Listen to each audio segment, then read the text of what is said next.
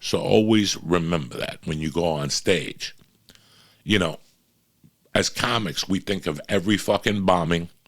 I could tell you every bomb alert. You know, I can't tell you what I had for breakfast this morning, but I could tell you through the years the bomb alerts I had. I could tell you through the years the bad jokes I said, and they fell through.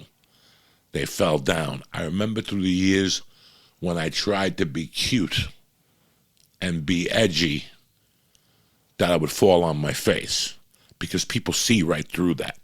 People see right through that. You guys are smarter than that as an audience. That's why I said to you a couple weeks ago that I respect the audience. As a comic, I have always respected the audience. I don't know if you guys know what The Wall is about. The album The Wall, and I don't like this, but I'm going to tell you anyway.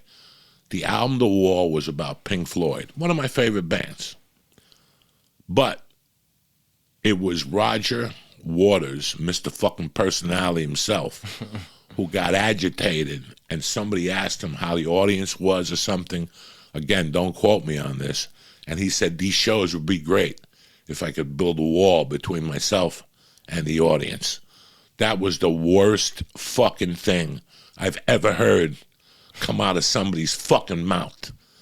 Yeah, I still listen to Pink Floyd, and I love Pink Floyd as a whole, but I'm not into Roger Waters because of those words, because of his arrogance, because of him breaking up a band because of his fucking arrogance. But that's not what this podcast is about. That's a different one. This podcast is about the respect for the audience. I have respect for you guys. What does that mean? That I know comics personally who don't give a fuck about the audience.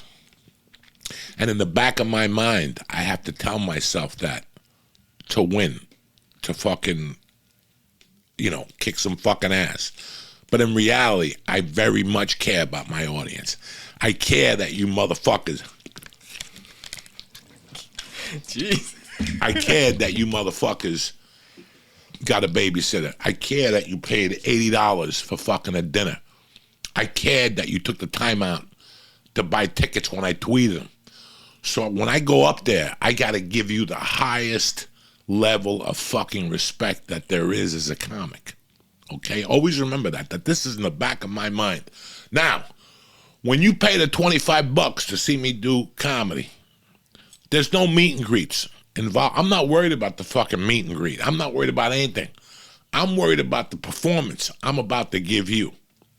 When I go up on stage, there's a joke I was working on before I took a break, that people in Jersey, when we were kids, we didn't go out to play. We went out to die. We didn't go out to play. Look at all these fucking things they're talking about, Class Action Park, all that shit. When I was a kid, we went out to die. We didn't go out to play. We jumped off trees. We made milk crates. We put boards up. We went off fucking motorcycles. And if you fell and broke your neck, you fell and broke your fucking neck. Nobody was crying. Nobody was fucking complaining. Nobody was putting the blame on everybody. Timmy put the brick wrong. No, who gives a fuck?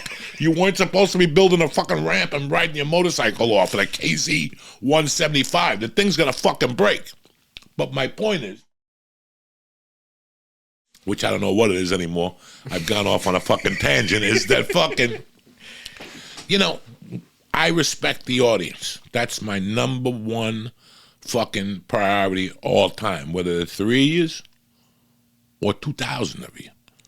I have a certain respect for the audience. So I remember every bomb, every bad joke, every stupid racist joke that I said, because, hey, I'm normal. I'm like anybody else. I'm not fucking racist, but I have said racist things on stage to get a laugh. The audience knows I'm not racist. That's why they laughed, because it comes back to not what you say, it's how you say it. I'll give you a fucking particular story about me that destroyed my insides. I really liked this joke, and I really wanted it to work, but I didn't know how else to make it work. And it's about Tom Brady. I'm a big fan of Tom Brady. I like Tom Brady. There's a problem I have with Tom Brady. Not really a problem. It's not a problem. I don't want anybody to say Joey's got a problem with Tom Brady. No.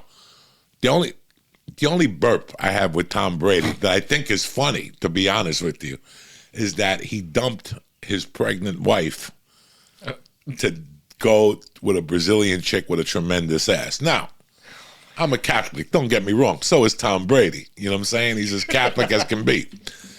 But to dump a pregnant woman is something I have never even thought about in my life. It's like me being 15 and that girl telling me that her mother died at, when she was fucking 10. I'm like, what can you do?